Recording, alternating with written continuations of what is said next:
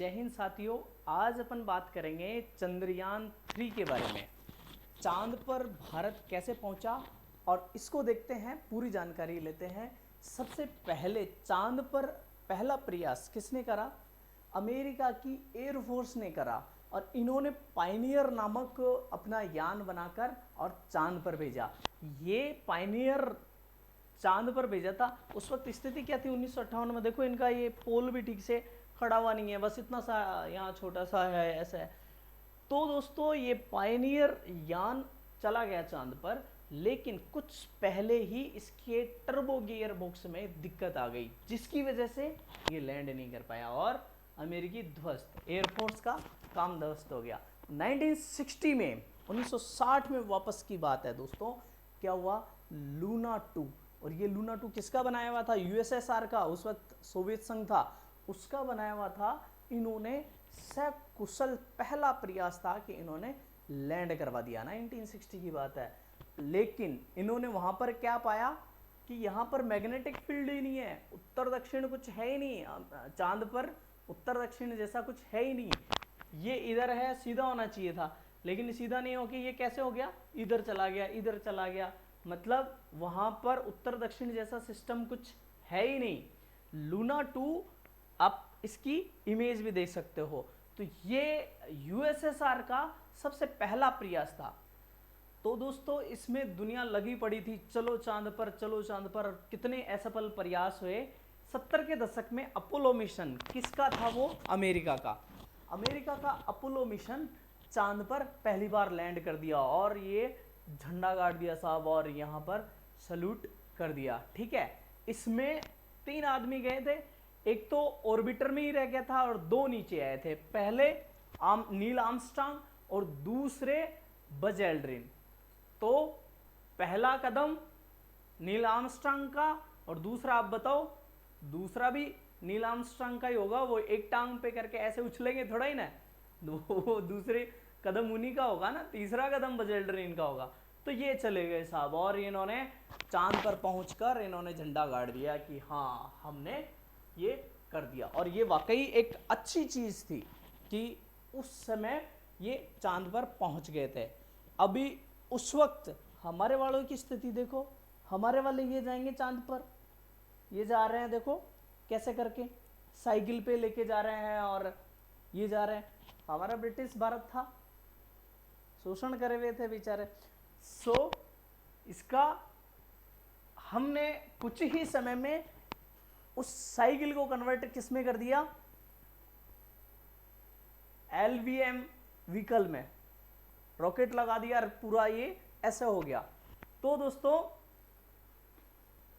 India ने कितने कम समय में कहां से हम क्या हाल करके गए थे अंग्रेज हमारा। हम कैसे और वो चला के ले जा रहे हैं रॉकेट को, चांद पे जाने की तैयारी में है कैसे। लेकिन हार नहीं मानी इन्होंने और हम सब ने क्या कर दिया? भारतवासियों ने क्या कर दिया? गर्व की बात है ये। ठीक है, ये ऐसी स्थिति में आज हम आ गए। अब अपन अपना वाला देखते हैं क्या हुआ। दोस्तों 1984 की बात है। तो रशिया का एक मिशन जा रहा था। हमारी प्रधानमंत्री हुआ करती थी इंदिरा गांधी महोदया, और रशिया का और हमारा रिलेशन स्टार्टिंग से ही अच्छा रहा है। इन्होंने कहा कि हमारे वाले को भी किसी कहीं कुछ अंतरिक्ष थोड़ा सा दिखाओ ताकि हम भी थोड़ा कुछ शुरू करें। तो क्या किया? राकेश शर्मा को ट्रेन किया गया। एयरफोर्स के हमारे अधिकारी थे ये, और ये उसके, तो इनको ट्रेन किया गया और इनको रखा गया और इनको अंतरिक्ष में भेजा गया। अंतरिक्ष में जाने के बाद में प्रधानमंत्री इंदिरा गांधी महोदया इनसे बात कर रही थी। बात करी, इनसे पूछा कि भाई कैसा लग रहा है हमारा भारत आपको? अंतरिक्ष से पृथ्वी पर आप बाकी सब देख रहे हो, हमारा भारत कैसा लग रहा है आपको? तो ये बताते हैं कि हमारा भारत सारे जहां से अच्छा लग रहा है, सारे जहां से अच्छा लग रहा है। और ये चीज काफी चर्चा में भी रही थी दोस्तों। उसके बाद अपन ने सैटेलाइट इनसैट भेजा, जो इस तरह से पहले शुरुआती फेज वाला इनसैट भेजा, फिर और डेवलप्ड वाले सैटेलाइट भेजने लग गए। अब तो और भी कार्टोसैट और पता नहीं कौन कौन से भी आ गए। तो इस तरह से हमारा अंतरिक्ष की जर्नी शुरुआत हो चुकी थी 80 के दशक में ही दोस्तों। ठीक है, तो दोस्तों 22 अक्टूबर 2008 को हमने भी क्या कर दी, शुरुआत कर दी और खड़ा कर दिया हमारा सेट चंद्रयान-1 मिशन। और इसमें जाने के लिए सबसे ये था कि हमने सबसे पहले ऑर्बिट का चक्कर लगाने के लिए एक ऑर्बिटर ही जाना था। हमारे चंद्रयान फर्स्ट में केवल ऑर्बिटर ही जाना था, लैंडर का हमने कुछ किया नहीं था कि पहले हम क्या करेंगे, पृथ्वी की कक्षा से निकलकर चंद्रमा की कक्षा में फाइनली जाएंगे। ये 100 किलोमीटर चांद के चारों तरफ 100 किलोमीटर दूर में ये घूमना था, ये हमने डिसाइड किया। चंद्रयान-1 की बातें हैं ये।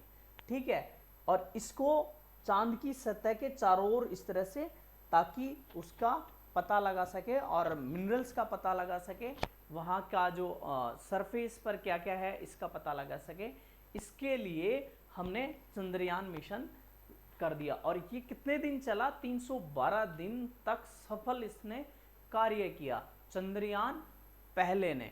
ठीक है, इसने हमें उपलब्धि भी दी, क्या दिया कि चांद की सतह मैग्मा से बनी हुई है। मतलब पहले की स्थिति में ये क्या था कि ये पिघली हुई स्थिति में, मोल्टन स्थिति में था, मतलब पिघला हुआ था चांद की सतह। तो ये हाइपोथेसिस थी, उसको प्रूव किया चंद्रयान फर्स्ट ने 2008 में ही ये चीज प्रूव कर दी थी पहली बार कि चांद पहले पिघला हुआ स्थिति में था। इस बात को प्रूव कर दिया चंद्रयान-1 ने। अब दोस्तों एक गजब की चीज है, क्या है गजब की चीज कि चांद पर यूएसए पहुंच जाता है 4 दिन में, रशिया पहुंच जाता है मात्र 36 घंटे में। मात्र 36 घंटे में चांद पर पहुंच जाता है रशिया, और हमारे वाले को 48 दिन लगते हैं।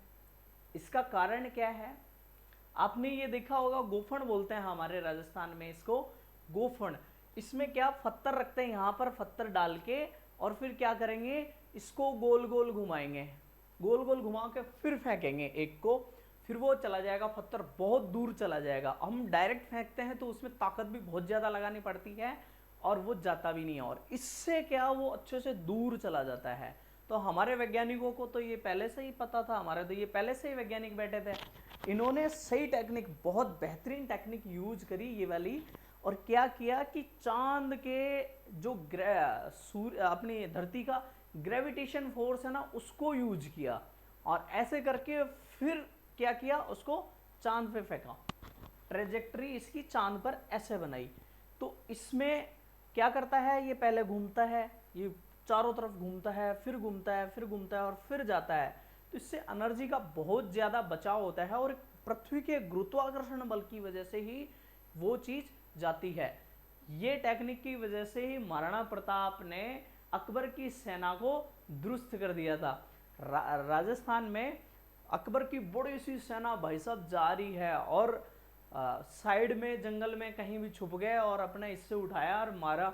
उनको लगा रहे यार ये पत्थर वाली बंदूक हमने तो आज तक देखी ही नहीं, ये कहाँ से आ गई, पत्थर वाली बंदूक होती है क्या। बाद में पता चला अरे ये तो ये है, ऐसे मारा, घुमा के मारते हैं। तो दोस्तों ये टेक्निक की वजह से हमारे वहाँ पर पहुँचने की समयावधि है वो ज़्यादा है, लेकिन वो एनर्जी सेव करता है बिना ताकत लगाए, ज़्यादा खर्च करे। हमारे मिशंस बहुत सस्ते रहते हैं बाकी देशों की वजह के बजाय, इसी वजह से। अमेरिका वाले 1970 के दशक में ही कहाँ पहुँच गए, अमेरिका पहुँच गए, अमेरिका वाले चांद पर पहुँच गए, और चांद पर पहुँच गए, जाके आ गए, उनके मिशन दुनिया के इतने सारे जाके आ गए, लेकिन पहली बार पानी का पता किसने लगाया, अपने वाले चंद्रयान ने। चंद्रयान ने पता लगाया कि ये इमेज है, यहाँ पर बर्फ जमी हुई है और ये पानी है, ये पानी भरा हुआ है यहाँ पर। तो पानी की जो पहली बार पुष्टि हुई है कि चांद पर पानी है, ये हमारे चंद्रयान-1 ने करी थी। ठीक है दोस्तों, तो ये बहुत इंटरेस्टिंग चीज़ है। अब हमारा दूसरा चंद्रयान मिशन शुरू हुआ, जुलाई 2019 की बात है। मोदी जी जाके बैठ गए कि भाई चांद हमारा मिशन सक्सेस होने वाला है, चंद्रयान-2 लैंड करने वाला है चांद की धरती पे, लेकिन कुछ कारण की वजह से 2.1 किलोमीटर दूर 2.1 किलोमीटर दूर ये क्या कर गया, ट्रेजेक्टरी से बिछुड़ गया, अपना जो रास्ता था वो भटक गया और इसका संपर्क टूट गया।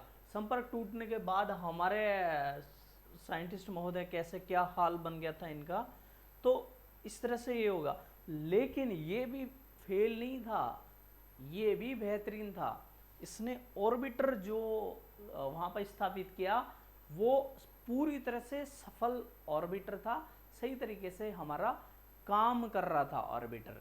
ठीक है दोस्तों, और इसका उद्देश्य भी यही था कि जाकर दक्षिण ध्रुव अपन देख चुके थे कि पहले वहाँ बर्फ है, चंद्रयान 1 ने पता लगा लिया था, तो उसमें देखना था कि बर्फ कैसे है, किस स्थिति में है, वहाँ की मिनरोलॉजी कैसी है, वहाँ का स्ट्रक्चर कैसा है, चांद अंदर से कैसा है, अंदर भी तो कुछ होगा ना, चांद के खोद के थोड़ा ही निकाल सकता है। अभी वहाँ की ड्रिल कर लें, बोरवेल करके निकाल दिया कि भाई यहाँ तो पेट्रोल निकल गया, ऐसा नहीं है ना, वहाँ जाना मुश्किल है।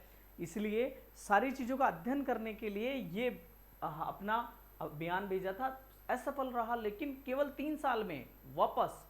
उस दौरान दूसरी बड़ी बात है कि ये पहला ऐसा मिशन था जो सॉफ्ट लैंडिंग दक्षिण ध्रुव पर कर रहा था।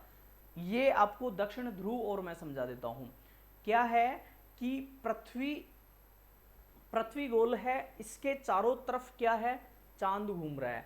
अब ये चांद की लोकेशन है, जो पार्ट हमेशा जैसे ये मुंह है तो ये ऐसे ही घूमा जा रहा है, मतलब जो पृथ्वी को भाग हमेशा दिख रहा है वो ही दिख रहा है, जो पीछे वाला भाग है ना वहां पर नहीं दिखाई दे रहा है। मतलब इसका ये है कि ऐसा पार्ट है कि वहां कभी उजाला होता ही नहीं है, हमेशा ही वो रहता है, -30 डिग्री टेम्परेचर रहता है वहां पर, इतनी बुरी हाल है।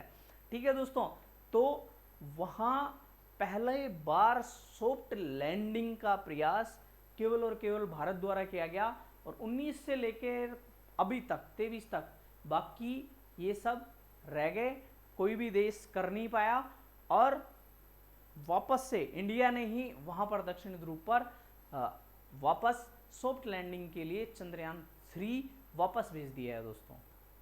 तो दोस्तों जुलाई 2023 14 जुलाई 2023 की बात है, हमारा चंद्रयान 3 तैयार हो गया और ये निकल लिया। ठीक है, और इसका क्या मोटो था, जो चंद्रयान 2 का मोटो था, इसकी चांद की आंतरिक संरचना को समझना, वहाँ पर पानी की स्थिति को, बर्फ को समझना, वहाँ की मैपिंग करना। सबसे महत्वपूर्ण बात यह है कि हम चंद्रयान 2 में फेल हो चुके थे, इसलिए चंद्रयान 3 को सुरक्षित लैंड करवाना हमारा और भी मोटो अच्छा हो गया कि भाई पहले ये अपन काम को करें, फिर इसको सॉफ्ट लैंडिंग ये सब करवाना था। अब शुरू हुआ इसका जो जर्नी है वो शुरू हुई 14 जुलाई को। तो इसमें क्या होता है कि ये रॉकेट लगे होते हैं, इसको सॉलिड रॉकेट बूस्टर बोलते हैं, जो S-200 इसका नाम होता है। इस रॉकेट में क्या होता है, हमारा सॉलिड वाला जैसे रॉकेट चलाते हैं ना अपन, वो वाला रॉकेट का बारूद फ्यूल भरा होता है। ये एक बार चलता है तो ये तेजी से चलता है, हालांकि इंजीनियरिंग रहती है, नहीं तो कहीं भी चला जाए उसकी तरह, दिवाली वाले रॉकेट की तरह, लेकिन इसमें ताकत बहुत भयंकर रहती है। पृथ्वी के पास में रहता है तो ताकत ज़्यादा लगानी पड़ती है, ऊपर जाते जाते ताकत की ज़रूरत कम हो जाती है दोस्तों। ठीक है, तो यहाँ पर ये क्या करता है, इसको S-200 सॉलिड रॉकेट बूस्टर इसको ऊपर ले जाता है। कितना ऊपर ले जाता है, 44 किलोमीटर, और इसके बाद में क्या हो जाता है, इसका सेपरेशन हो जाता है 62.17 किलोमीटर पे ये सेपरेशन हो जाता है, ये दोनों हट जाते हैं। फिर ये आपका आता है अंदर वाला, इसको बोलते हैं MVL, इसको बोलते हैं दोस्तों। तो जो अपना चंद्रयान है वो इसमें रहता है, इसमें ही आपका लैंडर, इसमें ही आपका रोवर, इसमें ही आपका ऑर्बिटर रहता है, और इससे नीचे वाला पार्ट है ये केवल इसको उसकी कक्षा में पहुंचाने तक का काम करते हैं। तो ये वाला तो शुरुआत में आपके 44 किलोमीटर तक जाता है, L11 इग्निशन होता है, फिर ये S-200 ये बेस है ना पूरा, ये सेपरेशन होता है 62 किलोमीटर पे, फिर PLF सेपरेशन होता है, ये वाला बीच वाला पार्ट है ये निकल जाता है, ये जो है इमेज आप देख सकते हैं ये 114 किलोमीटर में, लेकिन ये 114 किलोमीटर नहीं होता, ये ऐसे जाता है तो ये काफ़ी लंबी दूरी हो जाती है, समझ रहे हैं। यहाँ से 114 किलोमीटर है, लेकिन ये ट्रेजेक्ट्री है, इसलिए ये काफ़ी ज़्यादा दूरी रहती है दोस्तों। फिर आपका L11 सेपरेशन 175.35 किलोमीटर पे इस L11 का सेपरेशन होता है। इसके बाद में C25 इग्निशन, इसका जो C25 रहता है इसका शुरुआत होती है। और ये C25 है ना, ये क्या है, क्रायोजेनिक है। आपने देखा होगा कि साइंटिस्ट है ना चुपचाप बैठे रहते होंगे, जैसे ही हो गया चालू हो जाता है क्रायोजेनिक इंजन, एक बार चालू हो जाता है तो फिर खुश हो जाता है कि हाँ अब हमारा काम शुरू हो गया, अब कोई दिक्कत नहीं है। इस इंजन को चालू होना भी थोड़ा सा टफ काम है, इसलिए इसमें दिक्कत होती है। ये होने के बाद में फिर सैटेलाइट सेपरेशन होता है 179.19 किलोमीटर पे सैटेलाइट से, ये अलग हो जाता है अपना जो ये है अलग हो जाता है। फिर सैटेलाइट ये वाला पार्ट है ना, लैंडर मॉड्यूल रोवर मॉड्यूल, इस वाले में ऑर्बिटर नहीं था। ऑर्बिटर नहीं होने की वजह से क्योंकि पहले वाला था वही सही काम कर रहा था, हमने उसी को यूज किया है। तो आपको मैं दिखाता हूँ, बेस रॉकेट ऐसे अलग हो जाता है। फिर ये बीच वाला पार्ट इसका चलता रहता है, जिसको LVM M3 कुछ ऐसा करके बोलते हैं। फिर ये L110 फिर ये चलता रहता है, फिर ये यहाँ से चलता रहता है, ये अलग है। लिक्विड वाला चलता रहता है, लिक्विड को कंट्रोल किया जा सकता है स्पीड, इस वाले को तो कंट्रोल भी नहीं किया जा सकता, ये तो जाएगा जिस स्पीड से ही जाएगा, धड़धड़ाहट करते हुए जाता है, सब खुश हो जाते हैं, वहाँ आसपास खड़े हुए बच्चे डर जाते हैं, इतना भयंकर होता है इसका, ठीक है। फिर सैटेलाइट सेपरेशन हो जाता है, और सैटेलाइट सेपरेशन होने के बाद में ये ट्रेजेक्टरी के माध्यम से कैसे जाता है, इसमें चांद की कक्षा में प्रवेश कर जाता है ऑर्बिटर, और फिर उसके बाद में ये आगे की प्रोसेस करते हैं। तो ये अभी क्या है, उसमें चांद की कक्षा में गया, 134 किलोमीटर का ये जो है इमेज वो वहाँ से ली गई। तो ये करने के बाद में ये कैसे उतरा, उस पर चांद पर कैसे सक्सेसफुली उतरा, तो उसके लिए ये पास में आया इसके, और इस तरह से ये लैंड कर गया, ठीक है। ये ज़्यादा साइंस की चीज़ें हैं, अपने ज़्यादा समझने का ज़रूरत भी नहीं है एग्जाम पॉइंट ऑफ व्यू से। सो क्या है, आखिरकार ये जो चंद्रयान 3 है वो लैंड कर गया। लैंड करने के बाद में सॉफ्ट लैंडिंग करा है, पहली बार भारत का कोई यान है जो पहली बार सॉफ्ट लैंडिंग करा है दक्षिण ध्रुव पे, कोई भी दुनिया में नहीं जा पाया है, ये बहुत बड़ा अचीवमेंट है भारत के लिए। और इसमें रोवर था जो भी बाहर आया, ठीक है दोस्तों। तो आप रोवर को काम करते हुए इसमें जो सोलर पैनल लगा हुआ है इसके माध्यम से ये क्या करते हैं, इमेज वगैरह लेते हैं, फोटो खींचते हैं, और जो भी स्टडीज़ का इनका तरीका है उसको निकाल के मिनरल्स सारी चीज़ें इस तरह से करते हैं, ठीक है दोस्तों। फिर ये इसको थोड़ा इस तरह से बनाया जाता है कि ये वहाँ पर क्रेटर्स हैं, साउथ उसमें ज्वालामुखी हुए थे, तो ज़्यादा ज्वालामुखी होने की वजह से क्रेटर हैं, मतलब गड्ढे हैं, फिर चढ़ाई है, फिर गड्ढे हैं, तो इस तरह के सब में इसमें रोवर में चलने में सक्षम है ये अपना वाला, ठीक है। अब चांद पे ऐसे सारा होने के बाद में और भी लोग आ जाएंगे, और भी आ जाएंगे, आखिरकार कितना क्या होने वाला है, कितने लोग वहाँ जाएंगे, तो वहाँ पर बस्ती बन जाएगी। सबसे पहले बस्ती ऐसे बना देंगे, एक टॉम बना देगा, एक इस तरह से गुम्बद सी बनाकर वहाँ पर बस्ती की शुरुआत हो जाएगी दोस्तों, ठीक है। फिर और डेवलप हो जाएगी, तो वो बस्ती कैसी हो जाएगी, थोड़ा सा इस तरह से इमेज, ये इस तरह से काम भी कर दिया, वहाँ पे थोड़ा सा कंस्ट्रक्शन कर दिया, कुछ मकान से बना दिए, कुछ इस तरह से कर दिया, तो ये चीज़ें हो जाएंगी। फिर वहाँ से देखते हैं कि और दूर चलते हैं और अंतरिक्ष में चले जाएंगे, ठीक है। और ये इसको मैंने रामनिवास शर्मा मेरा नाम है, मैंने आपको समझाया। तो ये था। जय हिंद दोस्तों।